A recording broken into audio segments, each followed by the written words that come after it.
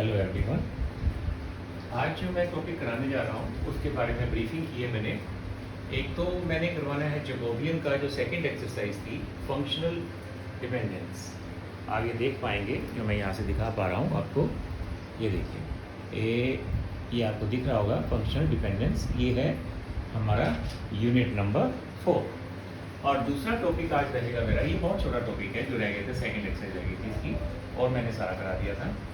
और एक रह गया था हमारा चैप्टर नंबर 6।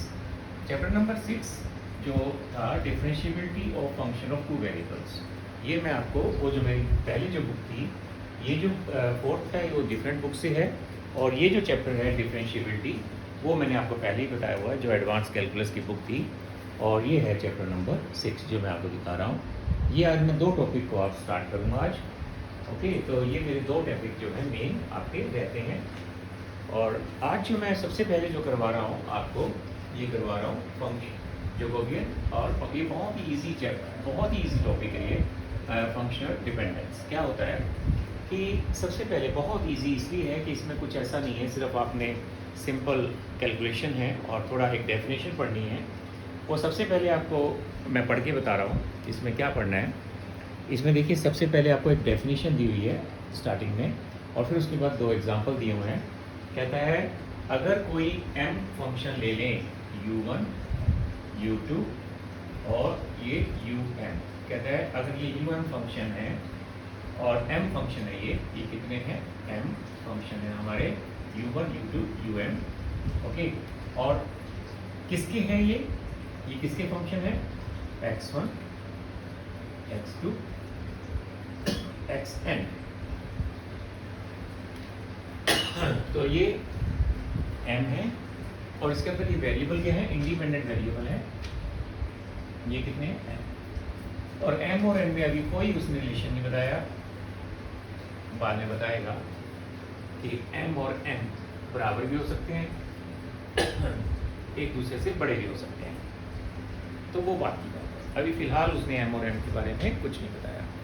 जैसे कि एग्जाम्पल, इसका example u is equal to suppose x and v is equal to suppose x3। इसका मतलब ये हुआ u1 की जगह u ले लिया और u2 की जगह v ले लिया, तो ये m is equal to 2 आ गया।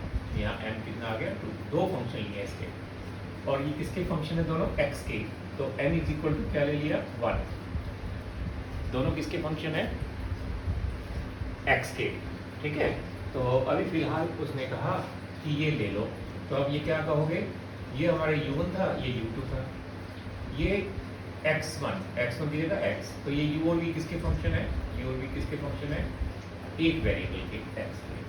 कहता है कि उसके बाद डेफिनेशन बोल रहा हूँ मैं, तो वो कहता है कि आर सेट टू बी, इसके ऊपर डेफिनेशन में ये कब कहेंगे फंक्शनली डिपेंडेंट। इसके ऊपर फंक्शन डिपेंडेंट कब कहेंगे, जब इनके बीच में कोई एक रिलेशन आपको बनाना पड़े तो बना सकते हो। तो उसने क्या कहा है कि रिलेशन को कैसे लिखा है, अगर कोई रिलेशन मिल जाए ऐसे करके लिख दो। अगर ऐसा कोई रिलेशन बन जाता है, किसमें रिलेशन किससे बनेगा, इनमें। अगर ऐसा बन जाता है कोई आपस में, इनमें रिलेशन बन जाता है, तो इन वेरिएबल्स को, इनका क्या कहते हैं, इनको क्या कहेंगे, फंक्शनल डिपेंडेंस। क्या कहेंगे, फंक्शनल डिपेंडेंट। मैं बोल रहा हूँ कि दीज m वेरिएबल, और ये क्या है, इंडिपेंडेंट वेरिएबल हैं, राइट। तो ये m फंक्शंस को हम इन वेरिएबल्स का फंक्शनल डिपेंडेंट कब कहेंगे, जब if this is equal to 0, if there is a relation in this is equal to 0। तो अब आप ये देखिए, ये एग्जांपल था, बिल्कुल सिंपल एग्जांपल, कि आपको पता है कि ये और ये, इनमें से x को एलिमिनेट कर दो। इन अदर वर्ड्स, इस रिलेशन का मतलब क्या है कि अगर इनके अंदर ये हो तो आप उनमें से आप क्या कर दो, x1, x2, x3 को एलिमिनेट कर दो, जो कि बिल्कुल सिंपल है। तो बताओ, बिल्कुल क्लियर हो गया। यहाँ से क्या लिखोगे, v is equal to u3। v is equal to क्या था, x3, x की वैल्यू u2 कर दो, तो ये आंसर आ गया। और इसको ऐसे लिख सकते थे, u3 minus v is equal to 0। तो ये क्या आ गया, ये इसको कहेंगे एफ फंक्शन ऑफ u और v इज इक्वल टू 0। तो अब ये देखिए ये चीज़ आ गई। तो इसका मतलब ये हुआ कि एक रिलेशन हो गया। और दूसरा एग्जांपल क्या था, u is equal to sine x, ये एग्जांपल 2 है, 2 u is equal to sine x, v is equal to sine की 4x। कहता है इनके बीच में बताओ कि u और v किसके फंक्शन है, u और v किसके फंक्शन है, x के। तो बताओ कि ये function of independent variable x, तो ये क्या फंक्शनल है, डिपेंडेंट है। तो इनके बीच में रिलेशन निकाल लो। तो what is v, v is equal to क्या था, साइन x की पावर 4 ऐसे लिख दो, और ये आ जाएगा u की 4। तो u की 4 minus v is equal to 0। तो इसको आप ऐसे लिख सकते हो, वही चीज़ आ गई सेम। तो इसका मतलब है कि ये u और v किसके फंक्शन है, फंक्शनल डिपेंडेंट कहेंगे। तो u और v क्या कहेंगे, इससे सिंपल कुछ नहीं है, बहुत सिंपल है ये। इसको हम ऐसे बोल देते हैं। आगे चलते हैं, देखिए कहते हैं 1.6 आर्टिकल 1.6। ओके, ये क्या था हमारा आर्टिकल, ये वाला आर्टिकल था जैकोबियन का 1.5 आर्टिकल, ये 1.6। कहता है थ्योरम विदाउट प्रूफ। अब वो क्या कहता है, कहता है n फंक्शन ले लो, n फंक्शन वो u1 u2 और un, और वेरिएबल कितने लेने हैं, वो भी n लेने हैं, दोनों सेम लेने हैं, x1 x2 और ये xn। देखिए ये और ये दोनों सेम है। वो कहता है कि ये फंक्शंस हैं किन वेरिएबल्स के, इन वेरिएबल्स के, और इनको हम कब कहेंगे फंक्शनली डिपेंडेंट। क्या बोला मैंने, फंक्शनली डिपेंडेंट कब कहेंगे, इफ क्या कंडीशन है, इनका जैकोबियन ऐसे लिखना है आपने, u1 u2 और un, और ये आएगा x1 x2 xn is equal to क्या आ जाए 0। That's all. ये कंडीशन प्रूव करके दिखा दो। तो उसके बाद आपने क्या कहना है कि ये क्या हो जाएंगे, 0 हो जाएंगे। 0 अगर जैकोबियन हो जाता है तो कहेंगे फंक्शनली डिपेंडेंट। अब इसका एग्जांपल देखो, इसका एग्जांपल कहता है u मान लो क्या है x प्लस वाई और divide by 1 minus x y. v की वैल्यू क्या दी हुई है, टेंजेंट इनवर्स x प्लस ये दी हुई है टेंजेंट इनवर्स y। ये दो है, इससे पता लगता है हमें कि u और v u1 की जगह क्या ले लिया u, और u2 की जगह क्या ले लिया v, और x1 की जगह क्या ले लिया x, और x2 की जगह क्या ले लिया y। तो ये किसके फंक्शन है, x और y के, राइट। u और v किसके फंक्शन है, x और y के। तो वो कहता है कि प्रूव करके दिखाओ कि ये u और v क्या है, फंक्शनल डिपेंडेंट हैं या नहीं। तो आपने सिंपल, आप सबसे पहले क्या निकालेंगे, 4 चीज़ें निकाल लेंगे। u को आपने x के साथ करना है, फिर u को किसके साथ करना है, y के साथ करना है, फिर आपने v को किसके साथ पार्शियल करना है, x के साथ, फिर v को किसके साथ पार्शियल करना है, y के साथ। ये चारों चीज़ें आपने निकाल के रख लेनी है बुक को देखकर। और फिर आपने क्या निकालना है, पार्शियल जैकोबियन किसका, u और v का, इसके साथ हमने निकालना है x और y के साथ। ये आपने देखना है बुक से। तो ये क्या होता है, x को हमने पहले किसके साथ किया, u को किसके साथ किया, पहले u को किया x के साथ, फिर u को किसके साथ किया हमने, y के साथ, फिर v को किसके साथ किया हमने, x के साथ, फिर v को किसके साथ किया हमने, y के साथ, ठीक है। और इसकी वैल्यू, ये चारों की चारों वैल्यू यहाँ ले आके पुट कर दो। ये बहुत सिंपल डेरिवेटिव्स हैं, इनका सिंपल डेरिवेटिव आप बुक से देखेंगे। इसको हमने किससे करना है, x के साथ, y treated as a constant, partial derivative है, फिर y के साथ करना है, फिर ट्रीटेड एज ए कांस्टेंट, इसकी वैल्यू चारों की पुट कर देंगे और देखेंगे कि इसका आंसर क्या आ जाएगा, 0 आ जाएगा। ये बुक से देखेंगे आप, इन चारों की वैल्यू यहाँ पुट कर देंगे, इज इक्वल टू 0।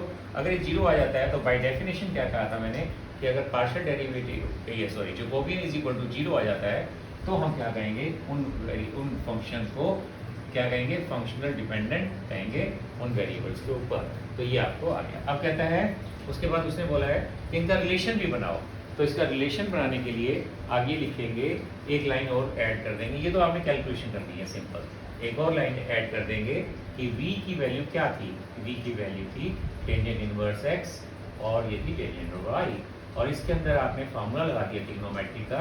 आपको पता है कि ये हमारा फार्मूला लगता है, ये फार्मूला होता है हमारा, this is x plus y divide by 1 minus x Y.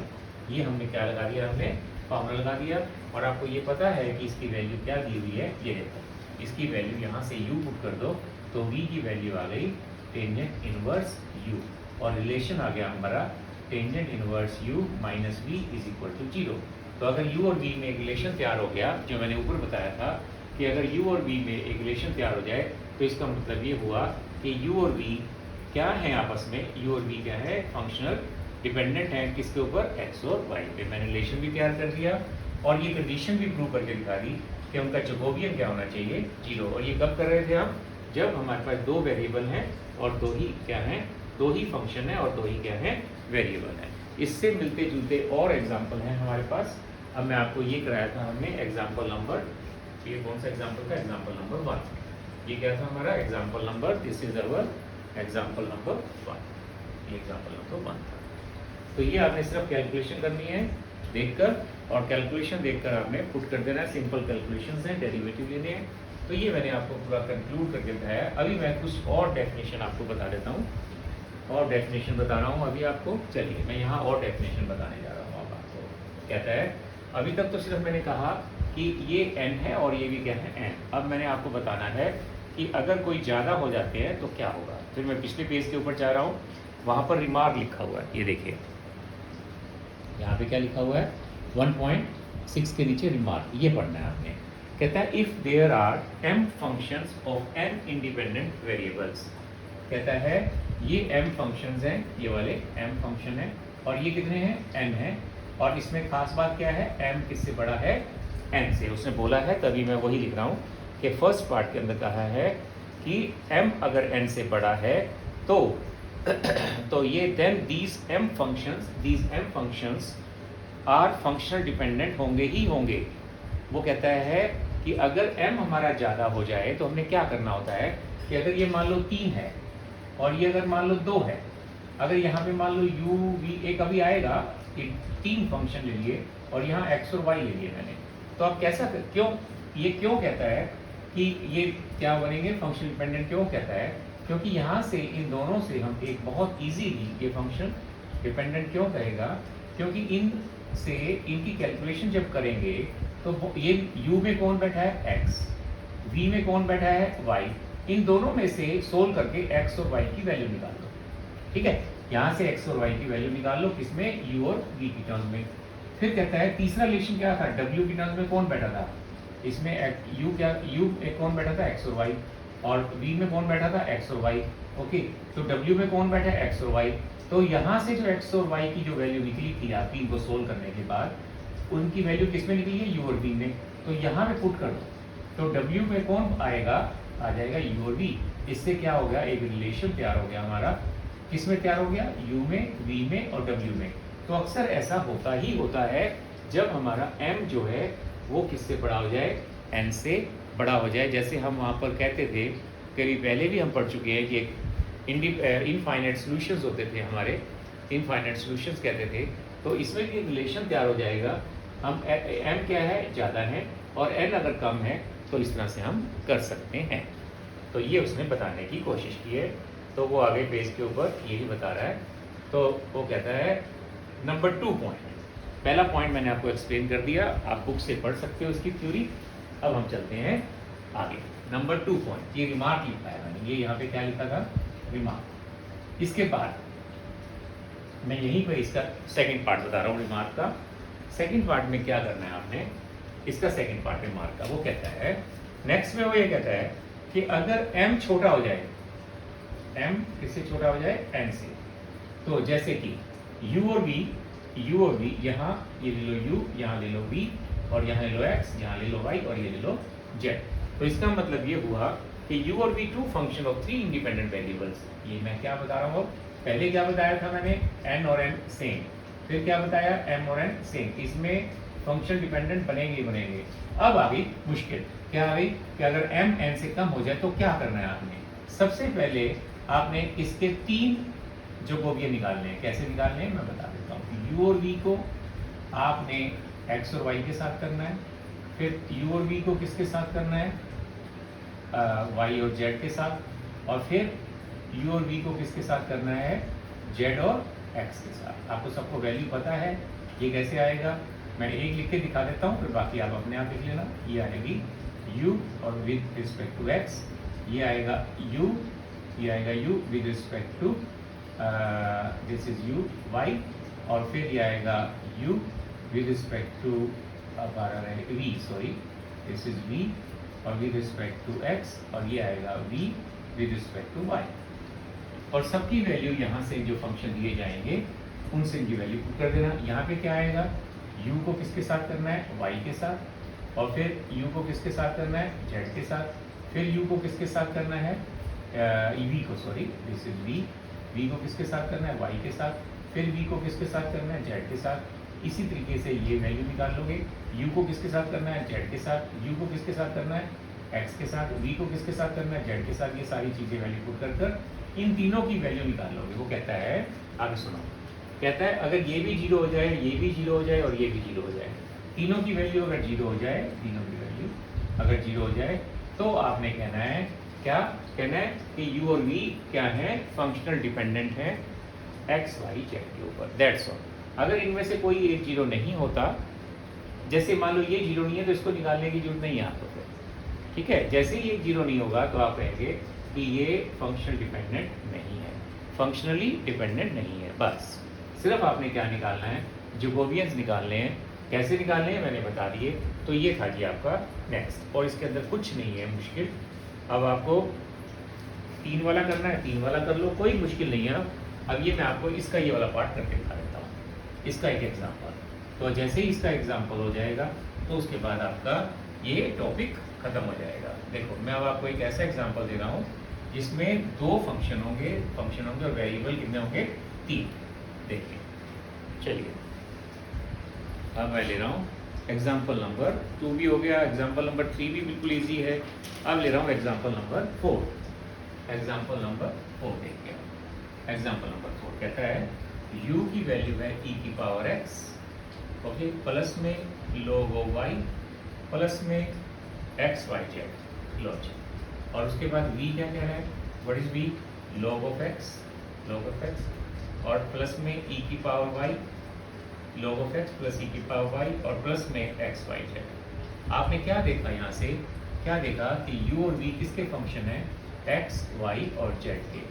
इसका मतलब m जो आया 2 और n कितना आ गया 3, तो m किससे छोटा हो गया, n से छोटा हो गया। तो ये वाला केस कर रहे हैं, ये वाला, ठीक है। अब करना क्या है, आपने ये 3 निकाल लेने हैं, बहुत सिंपल है ये।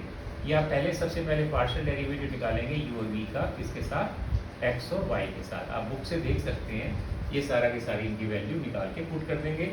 ये 0 वाला 0 नहीं आया, दिस इज 0 नहीं आया।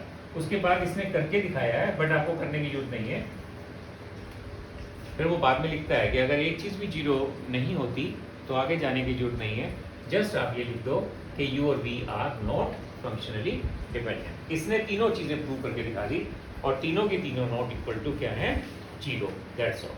तो ये था जी हमारा, बस इतना ही काम है हमारा। उसके बाद लास्ट में जो एक्सरसाइज है 1.2, ये है 1.2, बहुत सिंपल है, और इससे ऊपर है रिमार्क। जो मैंने अभी बोला है वो सारी चीज़ें इस रिमार्क में है। मैंने क्या बोला था कि इनमें से अगर कोई चीज़ 0 अगर होती है तो उससे आगे करने की जरूरत नहीं है। उसने तीनों चीज़ें करके दिखाई हैं। मैंने क्या क्या एग्जाम्पल लिए जिसमें दोनों बराबर भी थे। एक एग्जाम्पल लिया फिर जिसमें m हमारा क्या था, ज़्यादा था। अब तीसरा एग्जाम्पल मैंने क्या लिया जिसमें m जो है हमारा कम है, जिसमें m हमारा n से कम है।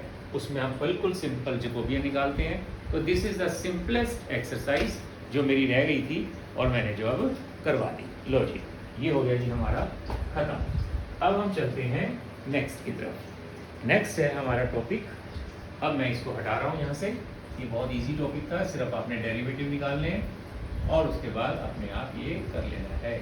नेक्स्ट जो हमारा टॉपिक है चैप्टर नंबर 6, वो थ्योरेटिकल है, थ्योरेटिकल भी है और लेंथी भी है, और उसके एग्जाम्पल भी लेंथी हैं। और सबसे इम्पोर्टेंट चीज़ है कि उसके अंदर जो हमने ऑलरेडी पढ़ा है, मैं आपको बता रहा हूँ। अब मेरा चैप्टर नंबर 6 की तरफ मैं जा रहा हूँ। मैं आपको पहले दिखा देता हूँ कि मैं अब ये चैप्टर नंबर 6 शुरू करने जा रहा हूँ। ये मेरा मेन टॉपिक जो है आपके सिलेबस का रहता है। बस इसके बाद अगर कोई चीज़ रहती है तो उसके बाद देखेंगे। सबसे इंपॉर्टेंट टॉपिक अब मेरा है चैप्टर नंबर 6। अब मैं जो करवाने जा रहा हूँ, क्या टॉपिक है हमारा? Differentiability of function of two variable. इसके अंदर दो सबसे इंपॉर्टेंट चीज़ आपने रिवाइज करनी है इसको पढ़ने से पहले, इसके साथ साथ ही रिवाइज कर लेना है। वो तो एक ये कि कॉन्टिन्यूटी, लिमिट एंड कॉन्टिन्यूटी हमने पढ़ी थी ऑफ टू वेरिएबल्स, ये मैं ऑलरेडी पढ़ा चुका हूँ आपको, मैं दोबारा बोल देता हूँ।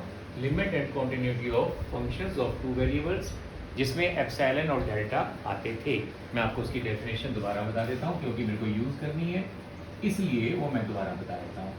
लिमिट और limit and continuity of functions of two variables, ये पढ़ा था। तो एक फंक्शन मान लो f(x,y) है और ओके, और हम वहाँ पे क्या लेते थे? पॉइंट ले लेते थे a और b। अगर पॉइंट ले लेते थे, याद होगा आपको, तो उसके अंदर हम क्या कहते थे कि हम पढ़ते थे कि कोई पहले सबसे पहले क्या लिखते थे? Let epsilon greater than 0 be given. फिर लिखते थे, फिर हम क्या करते थे? f(x,y), आपको याद होगा, या माइनस लिमिट, एक या तो लिमिट L होती थी या एक पॉइंट होता था, आपको याद होगा ये दो चीज़ें। तो अगर लिमिट लेते थे तो ऐसे कर और हम क्या करते थे कि डेफिनेशन क्या होती थी? कि डेफिनेशन होती थी for each epsilon there exist a delta. ये क्या होता था? हाउएवर स्मॉल, मैं बोलता था वहाँ पर। आप मेरे दोबारा से वीडियोस चेक कर लेना जो मैंने आपको बताई हुई हैं। और फिर मैं ये कहता था कि depending upon epsilon such that, क्या होती थी condition? f(x,y) minus L, if x, ये आता था यहाँ पे x,y, और माइनस में ये जो पॉइंट, ये जो लिमिट होती थी हमारी दिस, और साथ में ये होता था यहाँ पर x minus a is less than delta and y minus b is less than delta. ये हमारे होते थे, ठीक है। और लिमिट तब हम कहते थे कि व्हेन x गोज टू, इसको कैसे, अगर ये हो जाता था कि हर एप्सिलॉन के लिए अगर डेल्टा निकाल के दिखा देते थे, और उससे पहले भी मैंने +2 में भी हमने पढ़ा था लिमिट एंड कॉन्टिन्यूटी, उसमें क्या बोलते थे कि एक f(x) है, अगर कब कहते हैं उसको कि वो लिमिट की तरफ जाता है? As x goes to a। क्या कब कहते थे?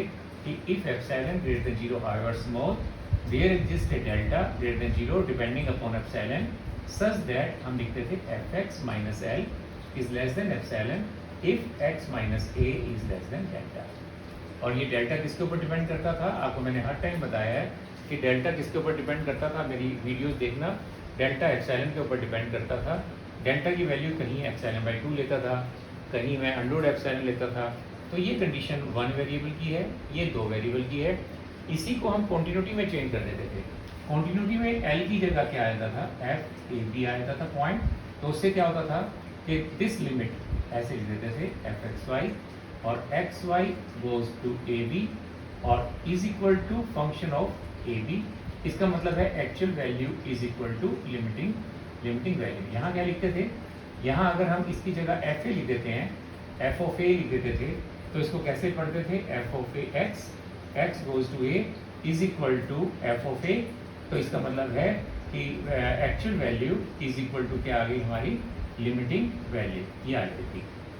इसका मतलब हम पहले ये चीज़ पढ़ चुके हैं हम 1 वेरिएबल में, और इसकी जगह हम ये भी पढ़ते थे कि यहाँ पे अगर हम x को a प्लस h पुट कर देते हैं, ये एक तरीका है पढ़ाने का जो मैं आज यूज़ करूँगा।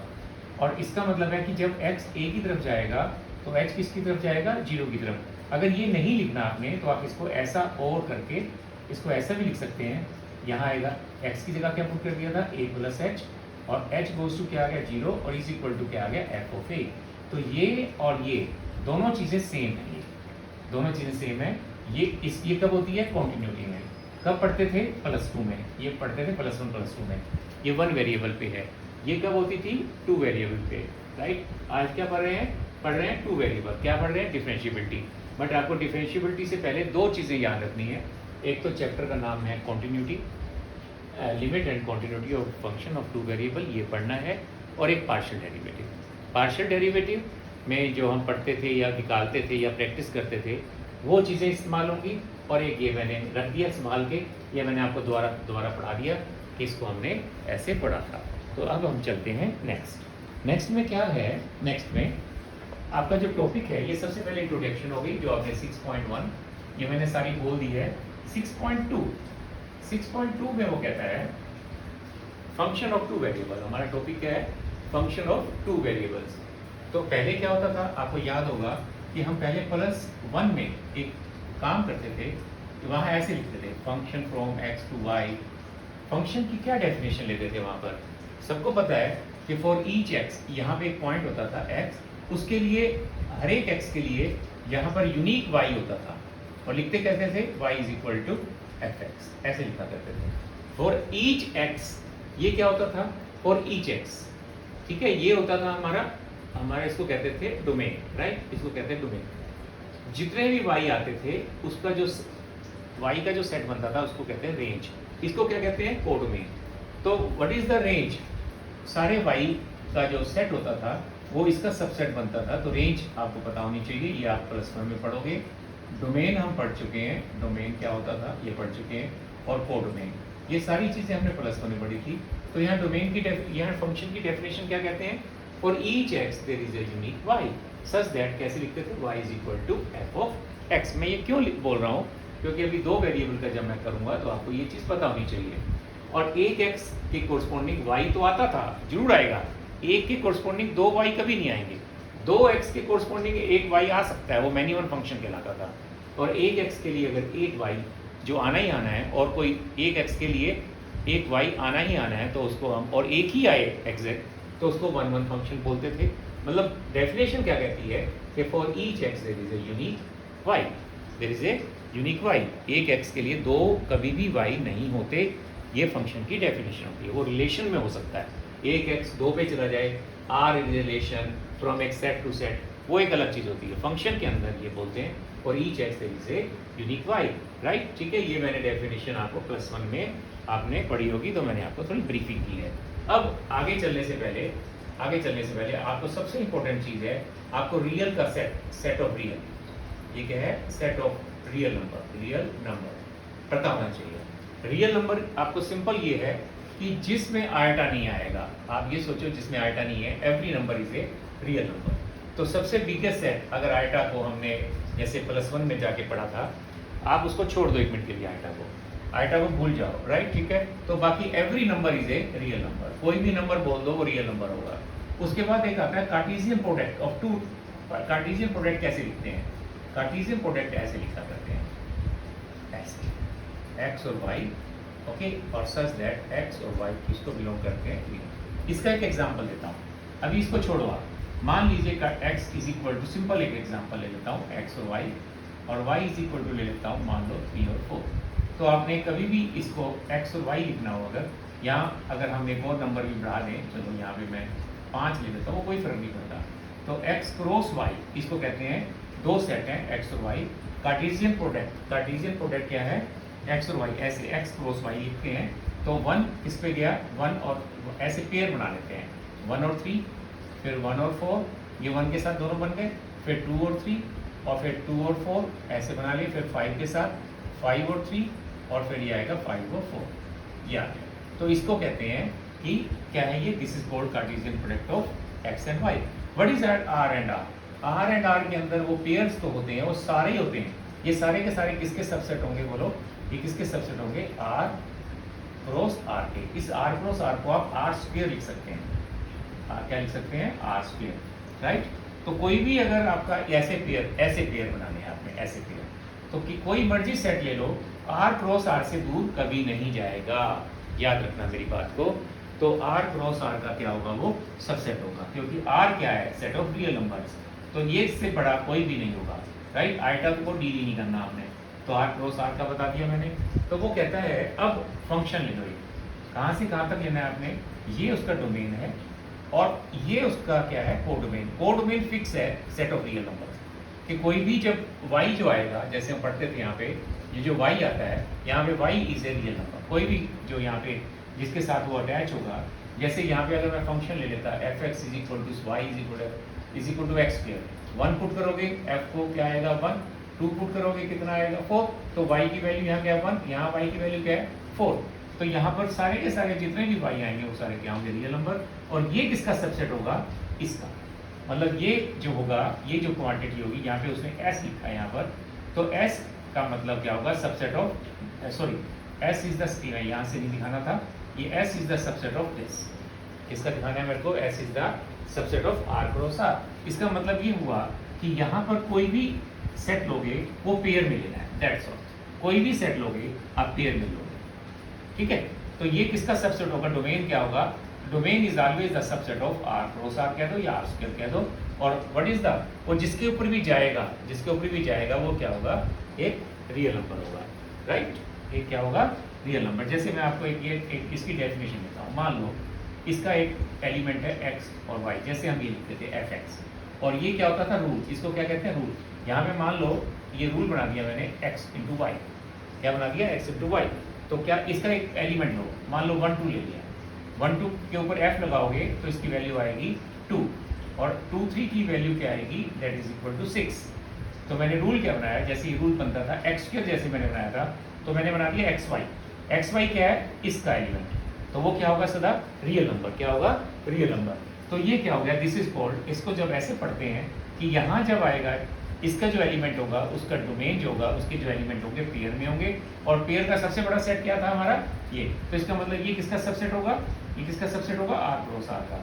और रूल बना दिया मैंने एक्स वाई, तो ऐसे बना दिया मैंने, देखो 2 और 3, यहाँ 2 और 3 की वैल्यू क्या होगी, बोलो 6। क्यों, मैंने रूल ही ऐसा बनाया, एक्स इंटू वाई, यहाँ एक्स प्लस वाई कर लेते। वो जो भी रूल चेंज करोगे उसके हिसाब से, तो यहाँ 3 आ जाएगा, यहाँ 5 आ जाएगा। तो इस तरह से दिस इज नोन एज, इसको क्या पढ़ोगे, डेफिनेशन है किसकी, ये किसकी डेफिनेशन है, रियल नंबर्स की, sorry function of 2 variables, function of 2 variables. तो ये मैंने आपको बता दिया कि मैंने अब अगला टॉपिक बताया है आपको, नेक्स्ट फंक्शन ऑफ 2 वेरिएबल्स। चलिए हम आगे चलते हैं। मैंने पहले फंक्शन बताया, फिर 2 वेरिएबल्स का बताया, अब हम चलते हैं नेक्स्ट, क्योंकि ये अगर हमें नहीं पता होगा तो हम बिल्कुल भी नहीं कर सकते कि हम आगे क्या करेंगे। चलिए नेक्स्ट है, अब सबसे इंपॉर्टेंट चीज़ है 6.3, this is 6.3, this is the important definition. किसकी डेफिनेशन है, डिफरेंशिएबिलिटी की। ये है जी हमारी डेफिनेशन, ये डिफरेंशिएबिलिटी, ये चीज़ मैंने यहाँ लिख दी, डिफरेंशिएबिलिटी क्या डेफिनेशन है, ये बहुत इंपॉर्टेंट है। इसी के ऊपर सारा चैप्टर चलेगा, या तो इसके ऊपर चलेगा, ये डेफिनेशन है, और एक मैंने तुम्हें बताया है कॉन्टिन्यूटी, लिमिटेड कॉन्टिन्यूटी, ये पढ़ाया है मैंने 2 वेरिएबल्स का, और एक बताया है मैंने पार्शियल डेरिवेटिव। इन 3 चीज़ों के ऊपर हमारा ये चैप्टर पूरा का पूरा आगे चलना है। चलिए शुरू करते हैं। चैप्टर को थोड़ा टाइम जरूर लगेगा। वो कहता है कि एक फंक्शन ले लो, एक function R square to R, तो उसने कोई ऐसा नहीं लिखा कि इसने आर स्क्वायर ही ले लिया, क्या ले लिया, हमारा R square to R, right. और इसका एक पॉइंट ले लिया, इसका एक पॉइंट, जैसे हम क्या कहते थे, चलो इसको भी पहले हमें क्योंकि बेस बनाना पड़ेगा। एक फंक्शन है from x to y, suppose x to y, और कहते थे कि भी एक इसका पॉइंट है ए, इसका एक पॉइंट ले लो, suppose X is equal to A, इसका एक पॉइंट ले लो ए। तो हम क्या कहते थे कि हमारा फंक्शन ए के ऊपर डिफरेंशिएबल कब होगा, याद है क्या, जब हम डिफरेंशिएबिलिटी पढ़ते थे, डिफरेंशिएबिलिटी पढ़ते थे +2 के अंदर, तो क्या करते थे, आपको याद है, फर्स्ट जो थ्योरम होती थी, फर्स्ट जो एक्सरसाइज होती थी, फर्स्ट प्रिंसिपल, आपको याद होगा, हम फर्स्ट प्रिंसिपल से रिजल्ट करते थे। तो y इज इक्वल टू क्या होता था, f(x) एक फंक्शन होता था, और किसके ऊपर डिफरेंशिएबिलिटी चेक करनी होती थी, x is equal to a के ऊपर, right. x is equal to a कोई पॉइंट होता था, क्या कहते थे कि भी हम पहले इसके अंदर इंक्रीमेंट डाल देते थे, क्या डाल देते थे, इंक्रीमेंट। x की इंक्रीमेंट होती थी x प्लस डेल्टा x, और y की इंक्रीमेंट होती थी y प्लस डेल्टा y, या h ले लेते थे, या आप h ले लो, तो या इसकी जगह क्या ले लो, h ले सकते थे, ठीक है। तो हम क्या लिखते थे, f ऑफ, इसमें से इसको माइनस कर देते थे, x प्लस h माइनस में f of x divide by h, limit किसकी, यहाँ पे क्या आता था, लिमिट h गोज टू 0। इसको कैसे कहते थे, f डैश x, क्या कहते थे, f डैश x। ये वही है, फर्स्ट प्रिंसिपल ही है, ये इंक्रीमेंट ही, फिर माइनस कर दिया और लिमिट ले ली, h गोज टू 0, और h क्या होती थी, इंक्रीमेंट, h क्या होती थी, इंक्रीमेंट, x के अंदर क्या होती थी, इंक्रीमेंट, जो सबसे इंपॉर्टेंट रोल प्ले करती है कि x, और फिर a ले लेते थे, अगर a ले लेते थे तो x की जगह a पुट कर दो, तो आप क्या कहते थे, f a plus h minus में f of a divide by h, limit h goes to 0, ये पढ़ना जरूरी इसलिए है कि आपने दो वेरिएबल पे जाना है थोड़ी देर के बाद। या तो ये पढ़ लो, इसको कहते हैं differentiability at the point a, इसको जनरल डेरिवेटिव की डेफिनेशन होती है। If this limit exist then we say that our function fx is differentiable, ये कहते थे, और at x is equal to a कहना है तो ये both are the same things, point के ऊपर है, ये जनरल डेफिनेशन होती है। चलिए ये मैंने आपको पढ़ा दिया। तो सबसे इंपॉर्टेंट रोल क्या प्ले करता है h। और अब हमारा फंक्शन है, हमारा पहले फंक्शन क्या होता था, एक वेरिएबल का। आज हमारा फंक्शन क्या है, ये y, इसने y इसको क्या लिखते थे y, अब आप y एज ए वेरिएबल, इसको आप z कह सकते हैं। क्या कह सकते हैं इसको, z। अब हमारा फंक्शन किसका आ गया, दो वेरिएबल का। तो इसके अंदर जो इंक्रीमेंट होगी वो कह दो h है, जो हम लेते ही आ रहे हैं। इसके अंदर जो इंक्रीमेंट होगी क्या होगी, k होगी। तो अब जो डेफिनेशन बनने जा रही है वो क्या कहता है, इसका एक पॉइंट ले लो a और b। पहले यहाँ क्या लेते थे हम, एक पॉइंट लेते थे a, अब दो पॉइंट लेने, एक अब पॉइंट कौन सा लेना पड़ेगा, a और b। अब कौन सा पॉइंट ले लिया, a और b। क्या कहता है डेफिनेशन में, एक फंक्शन को हम a और b के ऊपर डिफरेंशिएबल कब कहेंगे। अब डेफिनेशन है, this is the definition, this the, ये क्या है हमारी डेफिनेशन है। देखिए क्या कहता है, अब मैं बुक से पढ़ रहा हूँ। कहता है जैसे हम a प्लस एच लिखते थे, अब क्या लिखेंगे, f of a plus h, okay, a comma b plus k। क्यों, पहले हमारा फंक्शन क्या होता था fx, अब क्या फंक्शन है हमारा x और y। तो ये लिखेंगे, माइनस में क्या लिखते थे, यहाँ क्या लिखते थे, f ऑफ a, तो यहाँ भी लिखेंगे आप f of a b, f of a b, ठीक है, इज इक्वल टू, अब जो पहले ये डेफिनेशन होती थी, अब आपने ऐसे नहीं कहना। क्या लिखना है इसमें, f of a plus H coma b plus k, क्योंकि साथ साथ b प्लस k भी आना है, जैसे ये आया था, तो b प्लस k, माइनस में f ऑफ a की जगह f of a b, is equal to, जो सबसे इंपॉर्टेंट, अब हमारा जो रोल प्ले करता है वो करता है h।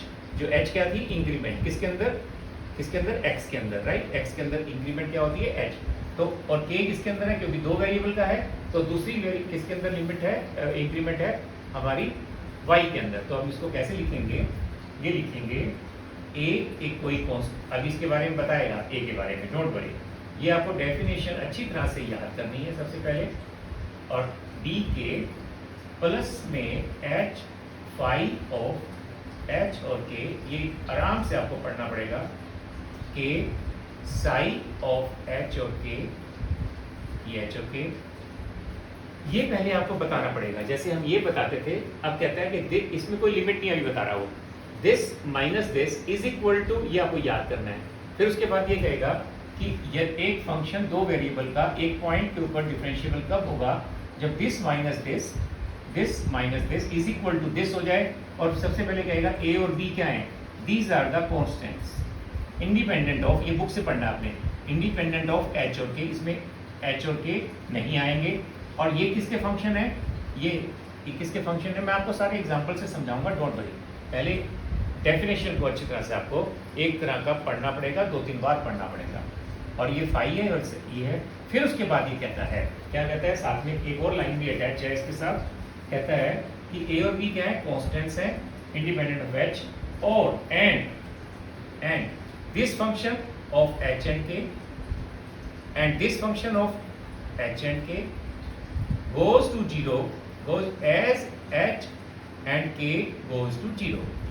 कहता है कि अगर यहाँ पहले h goes to 0 होता था तो कहते थे दिस लिमिट एग्जिस्ट होती थी। यहाँ पे कह रहे हैं आपने कि अगर h और k goes to 0 है तो दिस फंक्शन और दिस फंक्शन कहाँ जाने चाहिए, 0 की तरफ। कहाँ जाने चाहिए, 0 की तरफ। तो दिस क्वांटिटी माइनस में दिस क्वांटिटी, पहले क्या करते थे हम, ये आ जाता था। अब क्या कहता है कि this minus this is equal to, पहले तो आपने ये याद रखना है कि this is equal to this लिखना है, ये याद करना है। इस लैंग्वेज के अंदर a है b है उसके बारे में बताना है, और उसके बाद आपने ये बताना है कि ये दो फंक्शन आएंगे। ये डेफिनेशन है, इसमें कोई वो नहीं है, डेफिनेशन आपको पढ़नी है जो है। फिर कहता है these two quantity goes to 0 when h goes to 0 at k goes to 0। ये दो क्वांटिटी अगर 0 की तरफ चली जाती है और जहां h a और b क्या इंडिपेंडेंट है, और this is equal to this अगर आप लिख लेते हो और साथ में ये अटैचमेंट अगर होती है, तब कहते हैं कि फंक्शन इज डिफरेंशिएबल। क्या कहते हैं उसमें, फंक्शन इज डिफरेंशिएबल। तो this is very important definition जो मैंने अभी आपके सामने लिखी है। अभी इसको मैं आपको करके दिखाऊंगा, डोंट वरी, इसको मैं अभी एग्जाम्पल पे करके दिखाऊंगा आपको, तब आपको पता लगेगा। मैं इसको हटा देता हूँ, इसकी डेफिनेशन, इसकी कोई एक एग्जाम्पल करके दिखाता हूँ पहले मैं आपको, फिर उसके बाद कि कैसे करना है आपने। ये मैंने सारा हटा दिया, क्यों हटाया, मेरे पास जगह नहीं थी, और बट मेरे को कॉन्टीन्यूटी की डेफिनेशन बार बार याद रखनी है जो मैंने अभी अभी लिखी थी। आप अच्छी तरह से मेरा लेक्चर पढ़ेंगे जिसमें एप्सिलॉन और डेल्टा आता है। ये मैंने डेफिनेशन लिखी है। अब इसका सबसे पहले मैं एक एग्जाम्पल करता हूँ आपको, क्योंकि बिना एग्जाम्पल के आप इसको नहीं पढ़ पाओगे। ये डेफिनेशन को याद भी करना है। इसकी कोई एक ले लेते हैं जिसके अंदर पता लग जाए कि ये कैसे जा रहा है। एक है, जैसे कि लेंथी है एग्जाम, बहुत पीछे जाकर आया है ये, ओके। एक फंक्शन है हमारा एग्जाम्पल नंबर 6, ये तो बहुत पीछे चला गया और ये बहुत बड़ा एग्जाम्पल है, इसको करना तो यहाँ पर चलो कोशिश करते हैं थोड़ा सा इसमें समझाने की। इसका सारा तो मैं नहीं बता पाऊंगा, बट इसका एक फंक्शन ले लेता हूँ। कहता है एग्जाम्पल 6 का एक पार्ट ले रहा हूँ मैं, सिंपल एक पार्ट समझाने के लिए। वो कहता है एक fxy लिखो पहले तो। fxy एक फंक्शन, जैसे ये कहता है ना फंक्शन, जैसे हम पहले लेते थे, फंक्शन है हमारा x² sign 1/x plus y² sign 1/y, और x is not equal to 0 and y is not equal to 0। Example 6 complete तो मैं बाद में बताऊंगा, ये तो थोड़ा ब्रीफिंग देने के लिए कि आपको एक ये डेफिनेशन आपको अच्छी तरह से याद करवा दूं। इसमें कहता है x is not equal to 0 और y is not equal to 0, right.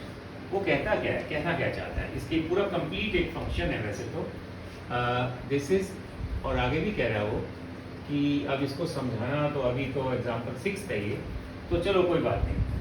वो कहता है इसको आपने चेक करना है, ये हमारा एक फंक्शन है, राइट। चलिए अब कहता है इसको, इस फंक्शन को, इसकी डिफरेंशिएबिलिटी चेक करो। ये मैं ले देता हूँ, चेक करनी है एट ए और बी पॉइंट के ऊपर, और ए और बी पॉइंट क्या है 0 0 ओरिजिन। उसने कहा है ओरिजिन के ऊपर चेक करके दिखाओ।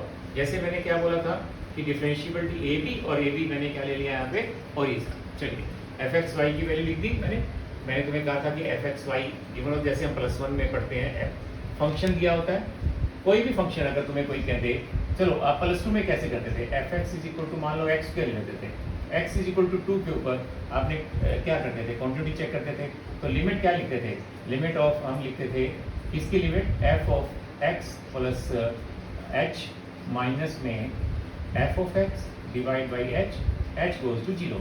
अब x की जगह क्या लिख लेंगे 2, ये 2 आ जाएगा, तो फिर ये फंक्शन हो जाएगा, इसमें पुट करेंगे, इसकी वैल्यू पुट करेंगे और इस लिमिट की वैल्यू निकाल के दिखा देंगे, और अगर ये फाइनाइट आती है तो क्या कहेंगे, that function is differentiable, right. तो अब ऐसा नहीं है, यहाँ पे अब डेफिनेशन बदल चुकी है। अब डेफिनेशन जब बदल चुकी है तो अभी मैंने एक फंक्शन लिया है, फंक्शन अब 2 वेरिएबल का है, ऐसे लिख दिया, और ओरिजिन पे हमें चेक करना है। चलिए, और ये हमारी डेफिनेशन है। सबसे पहले कहता है नाउ एफ ऑफ, ये मैं इसको देख रहा हूँ पहले, इस डेफिनेशन कहता है नाउ इसके अकॉर्डिंग पहले आप a plus H coma b plus K minus में f ऑफ a b, यहाँ से स्टार्ट कर दो क्वेश्चन को। कर दिया जी हमने स्टार्ट। a और b क्या है, a और b क्या है 0 0, तो ये बन जाएगा h और ये बन जाएगा k माइनस में f 0 0 बन गया।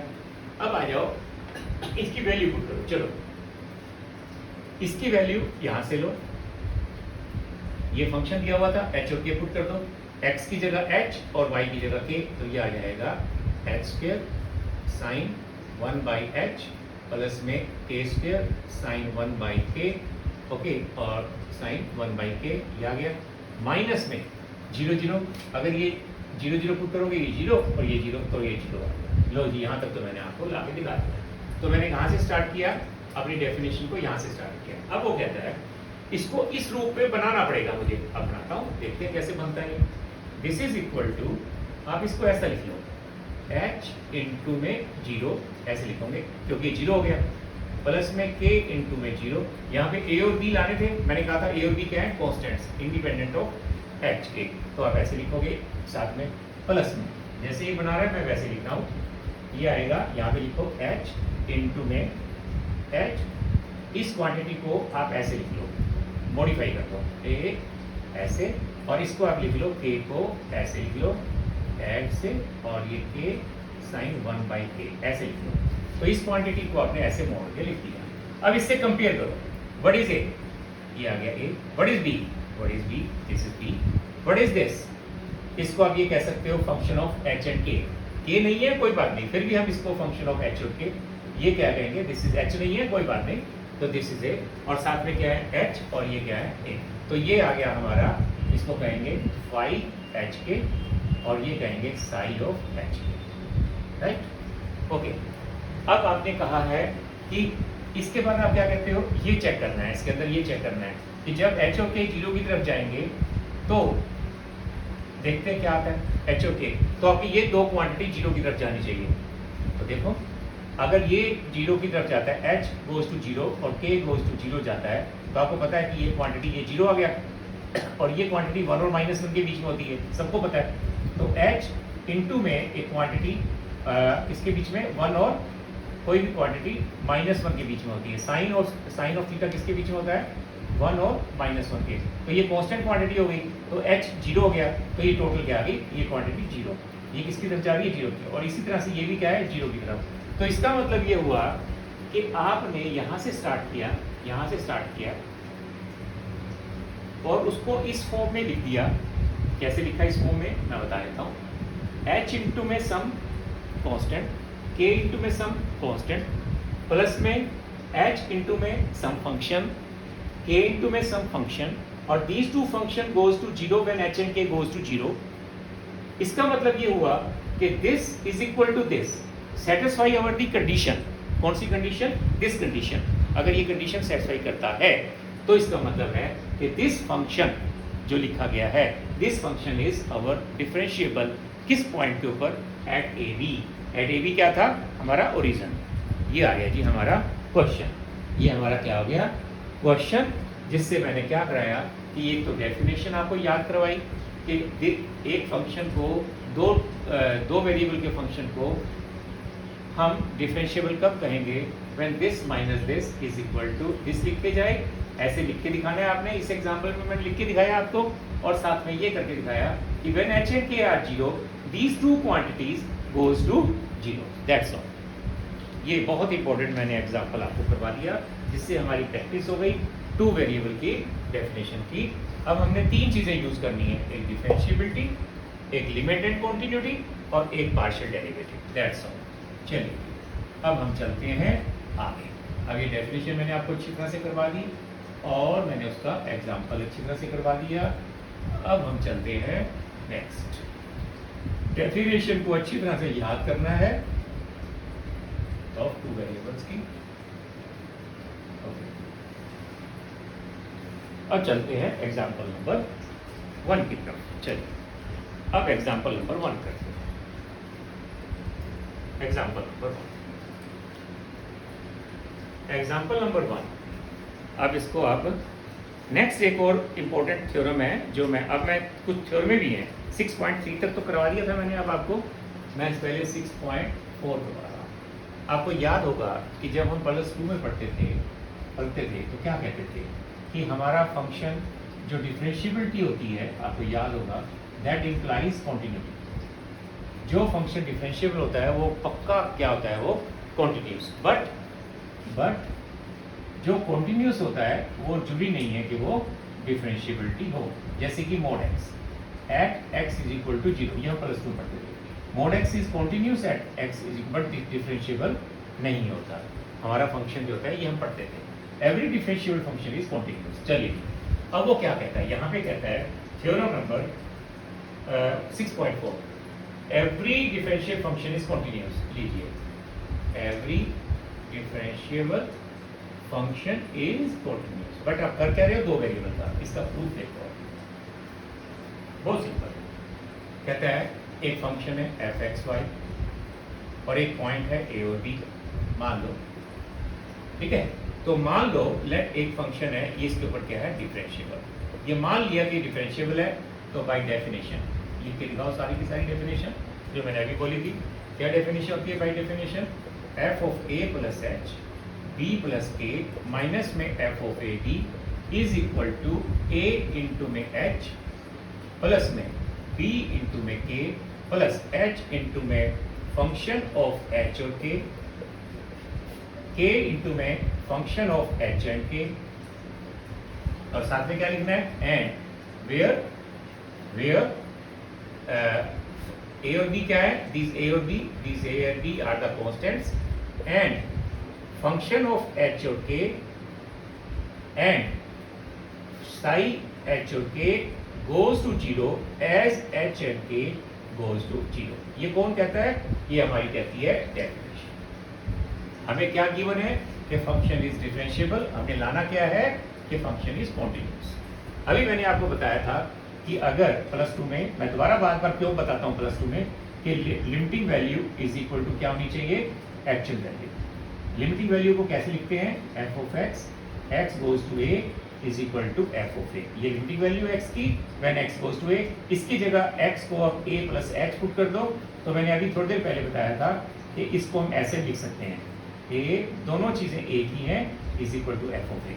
ये मैंने अभी पढ़ाया था कि क्या ये हम इसका यूज करते हैं, actual value limiting value is equal to actual value, इसकी जगह एक्स को ए प्लस एच पुट कर देते हैं अगर, तो हम बोलते हैं एक्स गोज टू ए की जगह क्या बोल देते हैं, h goes to 0, और x की जगह क्या लिख देते हैं, a प्लस एच। तो ये और ये both are the same things. ये कब अगर ये हो जाए तो क्या बोलते हैं, हमारा फंक्शन जो है वो कॉन्टिन्यूस है, किसके ऊपर, हमारा x is equal to a के ऊपर। चलिए ये हो गया। अब ये कब था, ये सिंगल वेरिएबल के ऊपर था। अब हम क्या ले रहे हैं, डबल वेरिएबल के ऊपर। अब ध्यान रखना ये भी बात को। अब हम आगे चलते हैं। देखिए ये तो मैंने जो लिखा है, ये क्या लिखा है, डिफरेंशिएबिलिटी। अब वो कहता है नाउ ये डेफिनेशन पूरी होगी, कहता है लेट एच और के, डेफिनेशन में क्या कहते हैं, दिस गोज टू 0। मान लो ये चले गए, तो इसके बाद अगर ये चले गए तो आपको डेफिनेशन क्या कहती है, ये भी 0 हो गया और ये भी 0 हो गया। तो बाय डेफिनेशन और फाई ऑफ एच और के गोज टू 0 और साई ऑफ एच और के गोज टू 0।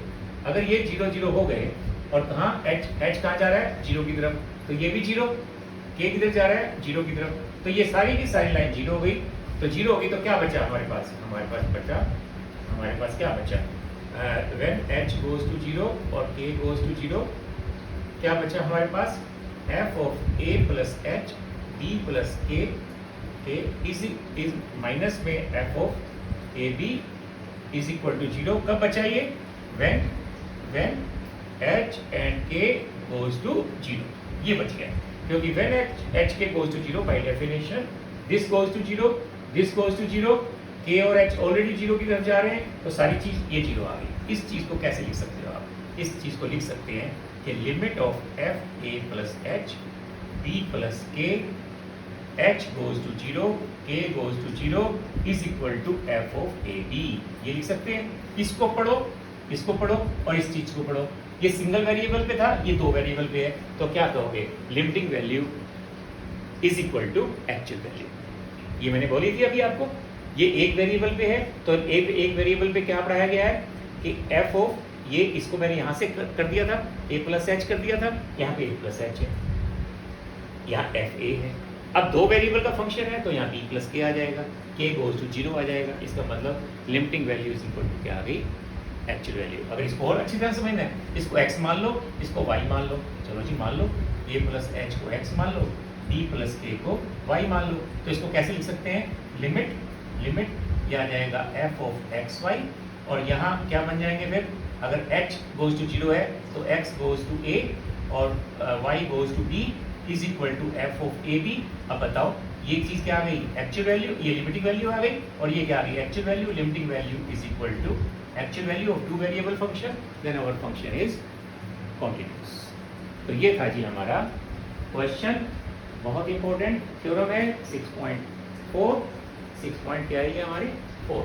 तो मैंने पहला आर्टिकल करवाया आपको, इसको काफ़ी एक्सप्लेन करते हुए टाइम लग जाता है हमें, क्योंकि हमें +2 से इसको कंपेयर करना होता है वही चीज़ें जो हम +2 में पढ़ते थे, सिर्फ ये है कि अब ये 2 वेरिएबल पे है, पहले हम सिंगल वेरिएबल पे पढ़ते थे, अब हमारा क्या चल रहा है, सारा 2 वेरिएबल पे चल रहा है। चलो आगे चलते हैं।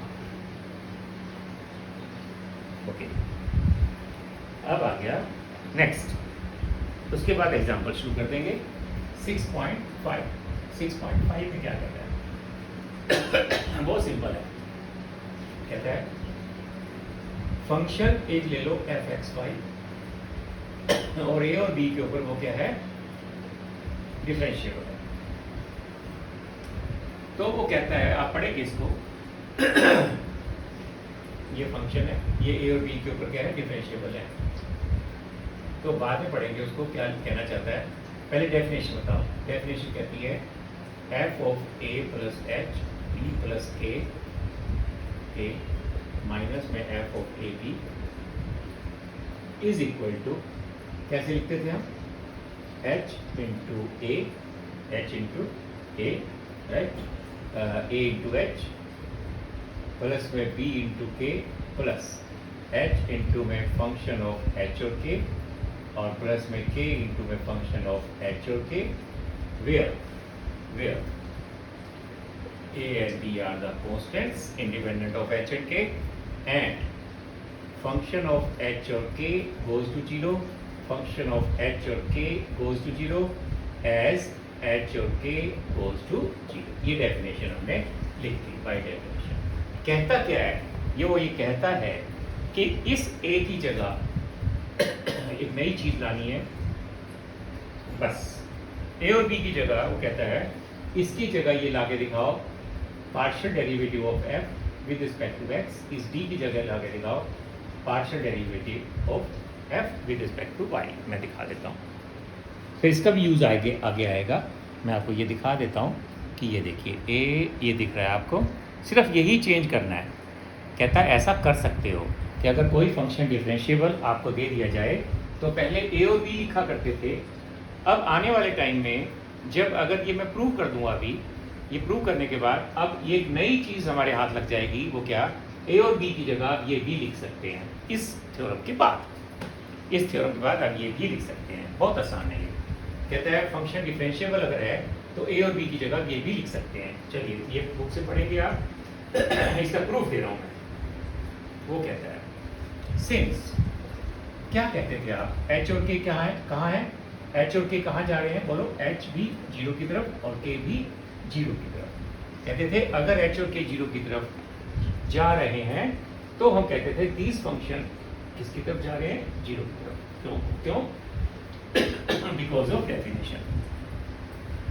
इसके अंदर आपको क्या करना है, सिर्फ एक लाइन कि k कहाँ जा रहा है, 0 की तरफ, राइट, एस। आपने सिर्फ k को 0 के बिल्कुल जाने का मतलब होता है बिल्कुल 0 के पास, आपने पुट कर देना है k को 0। क्यों? क्योंकि एक आपने रिजल्ट लाना है, a की जगह ये और b की जगह ये, तो आपने एक a की जगह को ये लाके दिखाना है, तो उसके लिए k को आपने बिल्कुल 0 के पास ना लेकर 0 के बराबर ले लेना है। That's all. k को क्या ले लेना है, लिमिटिंग पोजीशन की जगह आपने क्या ले ली, k की उसके ऊपर, एग्जैक्ट बिल्कुल ऊपर ले ली, तो k को 0 पुट कर दो, तो पुट करो इसके अंदर 0, तो क्या आएगा इसके अंदर, सो ये लाइन जो बन जाएगी आपकी a plus h b plus के, ये माइनस में f ऑफ ए बी, और k 0 ले लिया आपने, तो ये 0 आ गया, ये a h और ये आ गया प्लस, ये k 0 आ गया और ये 0। और अगर k को आपने क्या लिया था, आपने k को लेना है 0, k को आपने 0 ले लिया, तो बाकी क्या बचेगा आपका, ये बना k को 0 ले लिया, तो ये बचा h of function of h और ये 0। मैंने k को 0 ले लिया, ये 0 हो गई लाइन, ये जो 0 0 हो गई, ये आ गया।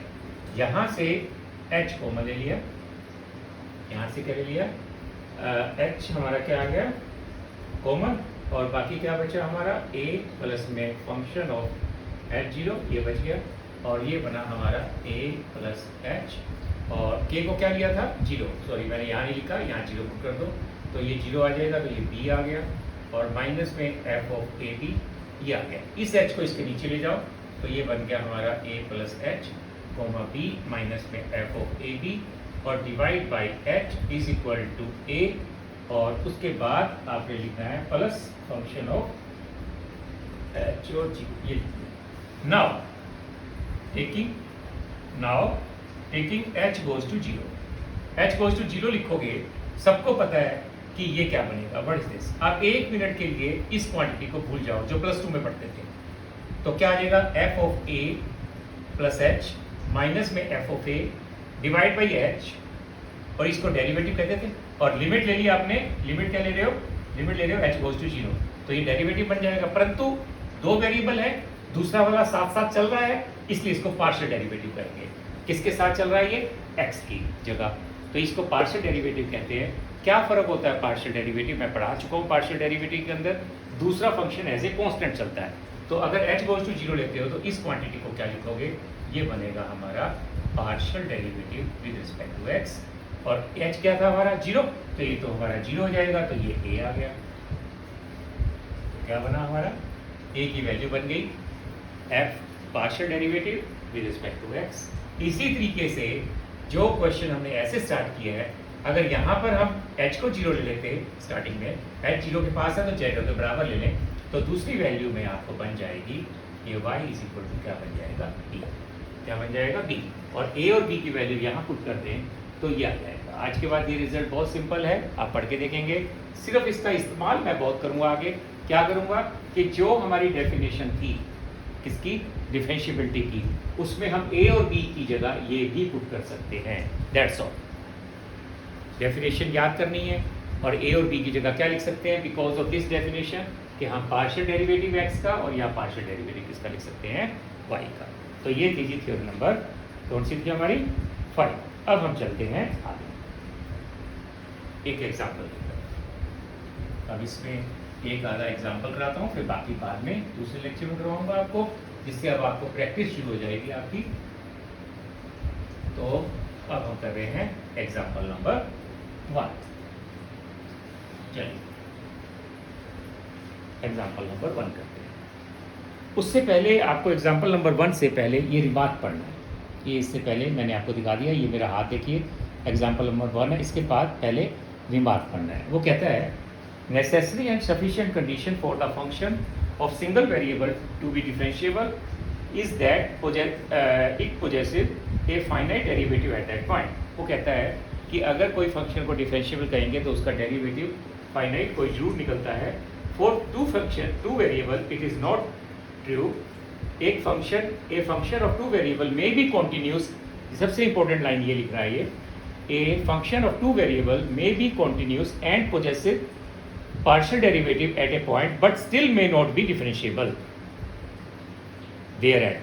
वो कहना चाहता है कि एक दो वेरिएबल का फंक्शन अगर हो और वो कॉन्टिन्यूस हो और उसके पार्शियल डेरिवेटिव भी एग्जिस्ट करते हो, तो कोई जरूरी नहीं है कि वो फंक्शन डिफरेंशिएबल हो thereat, उसके ऊपर, राइट। तो ये अब हमने करना है, इसमें तीन चीज़ें हैं। एक तो कॉन्टिन्यूटी जो मैंने आपको पहले बता दी है और जो मैंने ऑलरेडी पढ़ा चुका हूँ कॉन्टिन्यूटी का चैप्टर, और दूसरा है हमारा, आप ये आज मेरा रिवीजन करेंगे, पुरानी वीडियो देखेंगे मेरी, जिसमें मैंने एप्सिलॉन और डेल्टा बहुत अच्छी तरीके से समझाया था, क्योंकि मेरा अब यहाँ पर समझाना मुश्किल होगा, वहाँ पे कॉन्टिन्यूटी आपको समझाई हुई है, राइट। मैंने पार्शियल डेरिवेटिव बहुत अच्छी तरीके से समझाया हुआ है। पार्शियल डेरिवेटिव मैं दोबारा बता देता हूँ। हम पहले डेरिवेटिव पढ़ते थे तो क्या कहते थे, F of A plus H minus में F of A divide by H limit h goes to 0, इसको कहते हैं, इसको क्या कहते थे हम, पार्शियल डेरिवेटिव ए राइट। या कहते थे कि हम ये अगर x ले लेते थे, अगर इसको हम x ले लेते थे तो x प्लस एच माइनस, ये first principle, divide by h limit h goes to 0, इसको कहते थे f डैश x, राइट, जिसको हम dy बाई dx, क्योंकि y is equal to function क्या होता था, ये होता था, इसको dy बाई dx कहते थे। पार्शियल में क्या होता है, ये और ये एक ही चीज है, ये जनरल हो गया, ये point x is equal to a के ऊपर हो गया। पार्शियल में क्या होता है, दूसरा पॉइंट साथ चलता है। दूसरा पॉइंट मतलब अगर ये a प्लस एच है तो यहाँ b आ जाएगा, और ये आ जाएगा एफ ऑफ ए बी आ जाएगा, और साथ में नीचे एच आ जाएगा, लिमिट एच गोज टू 0 हो जाएगा। इसको क्या कहेंगे, इसको कहेंगे partial derivative with respect to X. उल्टा कर दें, उल्टे में हमारा आ जाएगा एच गोज टू 0, तो ये उल्टा यहाँ के ले लेते हैं उस केस में के, और यहाँ आ जाएगा ए एस डी चलेगा, बी प्लस के माइनस में एफ ऑफ ए बी और डिवाइड बाई के, इसको कहते हैं partial derivative with respect to Y.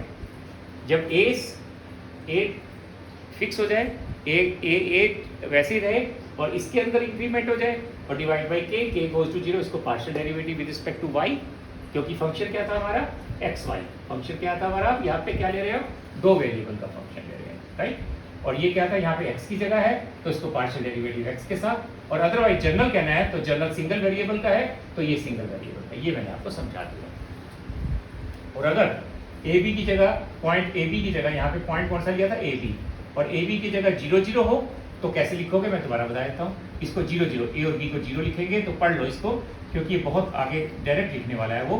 h goes to 0, F of ये 0 पुट कर दो, ये भी 0 पुट कर दो, तो ये आएगा h0 माइनस में 0 0 और डिवाइड बाई h, इसको कहेंगे हम पार्शियल डेरिवेटिव ऑफ x। इसके अंदर a और b को क्या पुट कर दिया 0 0, ये किसके ऊपर है, एट ओरिजिन। और दूसरे वाले को क्या लिखेंगे, k goes to 0, F of 0 यहाँ पे पुट कर दो, यहाँ पे सॉरी ये 0 ये 0, तो ये आ जाएगा k माइनस में F of 0 divide by k, और ये k गोज टू 0, इसको कहते हैं partial derivative with respect to y। ये दो चीजें बहुत इस्तेमाल करेगा वो, इसके ऊपर ओरिजिन के ऊपर, दो वेरिएबल का फंक्शन और इसके ऊपर। चलिए अब चलते हैं आगे। एग्जाम्पल 1 में क्या कहता है, show by an example that a function of two variable is continuous and possesses first partial derivative and not but not differentiable. मैंने अभी आपको कहा था कि एक फंक्शन लेके दिखाओ, जो ये फंक्शन ऑलरेडी पढ़ चुके हैं। ये देखिए, ये फंक्शन मेरे पुराने लेक्चर में बिल्कुल एज इट इज है, ये फंक्शन है, ओके। ये फंक्शन आप देख रहे हैं, दो वेरिएबल का है। वो कहता है इसको प्रूव करोगे कॉन्टिन्यूस है, इसके पार्शियल डेरिवेटिव एग्जिस्ट कर रहे हैं, बट ये डेरिवेटिव डिफरेंशिएबल नहीं है। तो सबसे पहले फंक्शन ये देखिए, मैं लिख रहा हूँ फंक्शन एक्स वाई, और ये under X square plus Y square if X square plus Y square is not equal to 0 is equal to 0 if X square plus Y square is equal to 0। कहता है पहले continuity check करते हैं, ए continuity eight 0 0 के ऊपर check करते हैं। ये कहता है ये सब कुछ मैंने पहले कराया हुआ है, let epsilon greater 0 be given, ये पहली लाइन। फिर उसके बाद क्या टारगेट क्या है हमारा, एम क्या है, एम क्या है, हमने डेल्टा निकाल के दिखाना है। किसके ऊपर डिपेंड करेगा, एप्सिलॉन के ऊपर डिपेंड करेगा।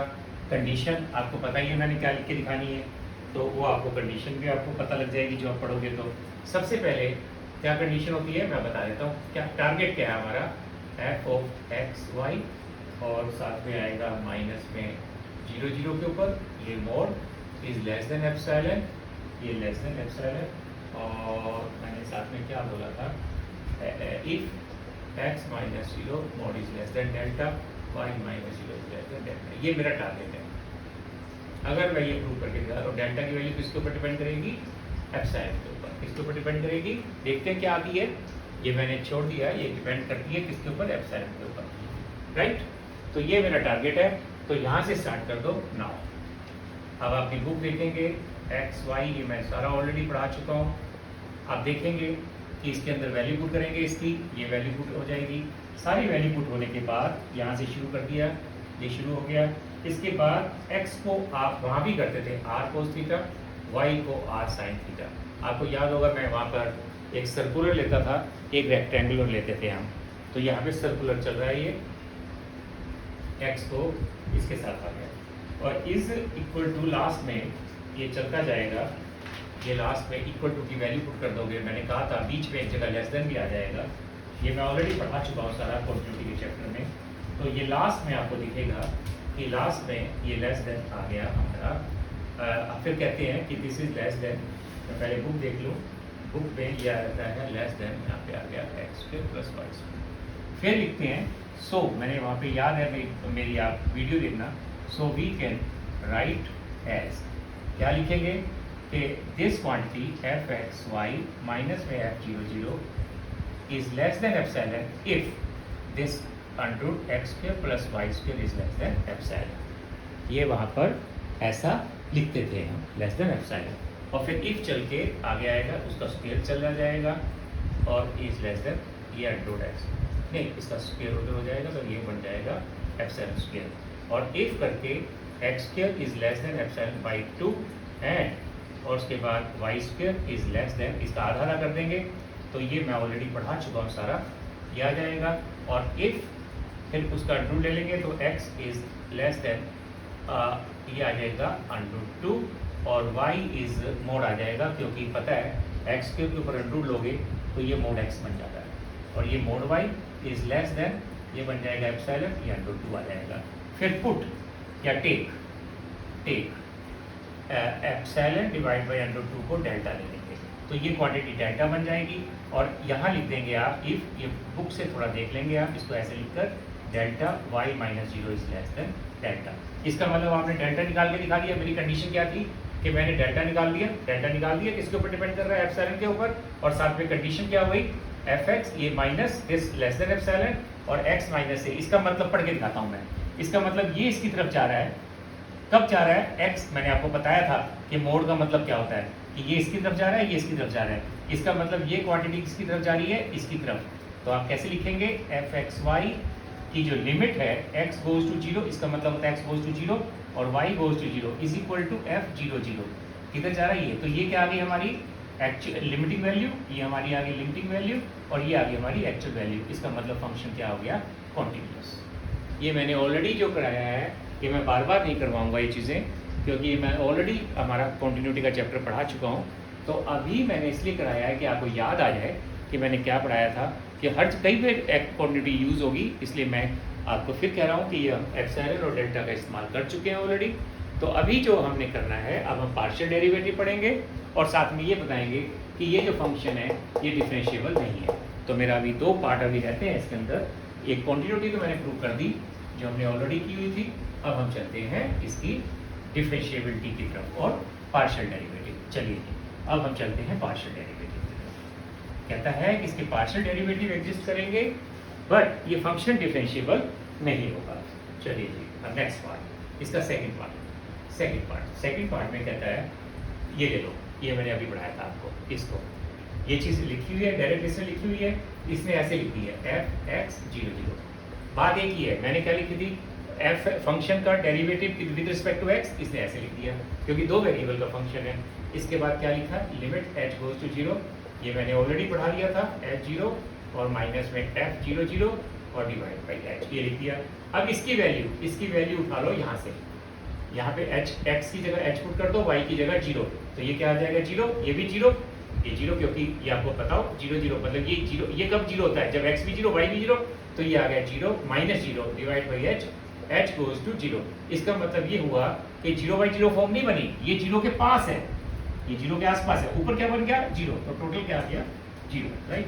नेक्स्ट, इस चीज को मैंने अभी लिखा था, इसको लिखता है ये ऐसे लिखता है, ऐसे ही सेम ऐसे ही लिखना है यहाँ पर। इसका मतलब क्या हुआ, इसकी वैल्यू उठा के यहाँ से ले आओ, इसका मतलब क्या हुआ, ये 0 और ये k, तो ये 0 आ जाएगा, तो 0 हो गया, टोटल आ गया limit k goes to 0, 0 minus 0 divide by k। इसका मतलब क्या हुआ कि ये 0 के आसपास है, ऊपर 0 है, तो टोटल 0। इसका मतलब ये हुआ कि हमारे पार्शियल डेरिवेटिव दोनों के दोनों क्या करते हैं, एग्जिस्ट करते हैं, राइट। एग्जिस्ट कह रहा है, बाई चांस इस पे इक्वल हो गए, इक्वल होना कोई जरूरी नहीं है, बट वो कहता है कि एग्जिस्ट जरूर करना चाहिए। अब आ जाओ इसकी लास्ट एंड फाइनल, ये प्रूव कर रहा है कि ये डिफरेंशिएबल नहीं है। चलिए अब चेक किसका करना है, चेक करना है हमने डिफरेंशिएबिलिटी। चलिए डिफरेंशिएबिलिटी किसके ऊपर चेक करनी है, 0 0 के ऊपर। चलो 0 0 के ऊपर तो बाद में देखेंगे, सबसे पहले आप वही लाइन लिखिए जो मैंने लिखी हुई है। चेक करने के लिए क्या लिखते हैं, F of A plus H comma B plus A minus में F of A B is equal to A into H plus में बी इंटू के प्लस में एच इंटू में 5 एच और के प्लस में के इंटू में साई एच ओ के, ये लिख दिया, ये उसने लिख दिया। अब आपको पता है कि इसको कैसे बोलेंगे, ये और सबसे पहले अभी बताया था मैंने कि इस ए की जगह, अभी थोड़ी देर पहले बताया था कि आप ये लिख सकते हैं, ए ये लिख सकते हैं, इस बी की जगह क्या लिख सकते हैं, एफ ओवर वाई। ये मैंने अभी थोड़ी देर पहले बताया आपको, पिछले वाली थ्योरम में बताया था कि ए और बी की जगह पार्शियल डेरिवेटिव ले सकते हैं। चलो ले लिया, ये ले लिया। ये किसकी क्या प्रूव करने जा रहा हूँ, डिफरेंशिएबिलिटी। क्या प्रूव करने जा रहा हूँ, यहाँ से क्वेश्चन स्टार्ट कर दिया मैंने, लिख ली लाइन। उसके बाद वो कहता है आगे चलते हैं, ए क्या है 0, बी क्या है 0, क्यों, पॉइंट कौन सा लेना है 0 0, तो इसमें आप पुट कर दीजिए 0 0, तो ये बन जाएगा एच और के। मैं बुक को देख रहा हूँ, ये ए और बी, ये बन जाएगा 0 0। ओके, पहले मैंने पूरी डेफिनेशन बताई है, थ्योरम लिख के दिखाई है आपको पूरी, तो उसके बाद ए और बी को 0 लिख रहा हूँ मैं। चलिए फिर उसके बाद लिखता है एच इंटू में फंक्शन का, ये अभी आपने पढ़ा था, फिर ये के, फिर ये y 0 0 जिसकी वैल्यू अभी अभी निकाली थी 0 0 हो जाएगी। उसके बाद h और फंक्शन ऑफ h और k, और फिर k ये साई आएगा, साई फंक्शन ऑफ h और k। आगे चलते हैं, कहता है वेयर h और k 0 0, क्यों, कि वो मान के चल रहा है, ये यहाँ पे चेक करने की जगह लाइन लिख दो, लेट अस सपोज, लेट ये फंक्शन क्या है, ये फंक्शन क्या है हमारा एफ एक्स वाई क्या है, डिफरेंशिएबल है। मान लिया डेफिनेशन 0 0 पे क्या है, डिफरेंशिएबल है, तो एक तो ये लाइन लिखोगे, उसके बाद क्या लिखोगे साथ में, एच और के 0 0 है, तो ये दो क्वांटिटी भी क्या आएंगी 0 0 की तरफ जाएंगी। तो अभी मैं इसको लिखूंगा, सो फंक्शन ऑफ एच और के, हमने कंट्राडिक्शन से प्रूव करना है इसको, तो ये आ जाएगा एच और के गोज टू 0, तो ये 0 0 आएगी because of our function is differentiable. तो अब आगे चलिए, ये 0 0, ये अभी निकाला था 0 0, ये भी 0 0, ये भी 0 0, ओके नहीं, ये हमारा क्या आ जाएगा, इसको अभी h इंटू में अभी नहीं, ये अभी नहीं लेना 0 0, इसको नहीं लेना अभी आपने, इसको नहीं, दिस इज नहीं अभी नहीं, तो ये क्या लिखना है अभी, दिस इज गोज टू 0 है, this is not equal to 0, this is goes to 0, इसकी वैल्यू हमने 0 निकाल दी थी अभी, इसकी वैल्यू भी 0, इसकी 0 पुट कर दो, इसकी 0 पुट कर दो, तो बाकी का भी ऐसे लिख दो। इसकी वैल्यू यहाँ से उठा लो, इसकी वैल्यू यहाँ से उठाओ, एक्स और वाई की जगह एच और के पुट कर दो, तो ये आ गया एच और के डिवाइड बाई हमारा आ गया एच स्क्वायर प्लस में के स्क्वायर इज इक्वल टू, ये 0 0 है, ये 0 0, ठीक है, ये तो 0 0 हो गया, और ये 0 आ गया, ये 0 आ गया, और नेक्स्ट भी 0 आ गया, 0 आ गया, ये दोनों 0 0 थे, प्लस में h into function of h और k, और प्लस में k, और ये आ गया साई h और k आ गया। अब आ गया कि ये जब 0 की तरफ आसपास है, तो ये क्वांटिटी 0 के आसपास है, ना कि 0 है, याद रखिए। अब आगे चलते हैं, अब वो कहता है, अब आगे कैसे करना है हमने, दिस इज के, अब वो कहता है पुट, जैसे हम पहले करते थे कि कोई चीज़ कॉन्टिन्यूस नहीं करते थे तब भी एक पाथ लेते थे, तब भी। अब यहाँ पे कहता है k इज इक्वल टू, याद रखना है आपने, जब नॉट डिफरेंशिएबल प्रूव करना है तो k की वैल्यू mh पुट कर दो, यहाँ पे क्या पुट कर दो, k की वैल्यू को इन टर्म्स ऑफ mh ले लो, तो जो k है k को क्या ले लो, in terms of h put कर दो, तो आपने इसकी जगह mh पुट कर देनी है, तो mh जब पुट करोगे तो ये सारा क्वेश्चन बन जाएगा, उसके बाद सारा क्वेश्चन बन जाएगा m, ये आ जाएगा h स्क्वायर, और डिवाइड बाई ये बनेगा √1 प्लस में m स्क्वायर, ये याद करना है स्टेप आपने, m स्क्वायर इंटू h, और is equal to h common आ जाएगा, और बाकी बच जाएगा फंक्शन ऑफ h और k, मैं बुक को देख रहा हूँ, प्लस में m, और ये आ जाएगा फंक्शन ऑफ h और k, राइट, ये फंक्शन ऑफ h और k आ जाएगा। और उसके बाद h से h कट गया, और इसको लेना है आपने, कैसे लेना है इसको, इसके साथ h है, यहाँ पे भी h है, और ये h स्क्वायर है, सॉरी ये h स्क्वायर है।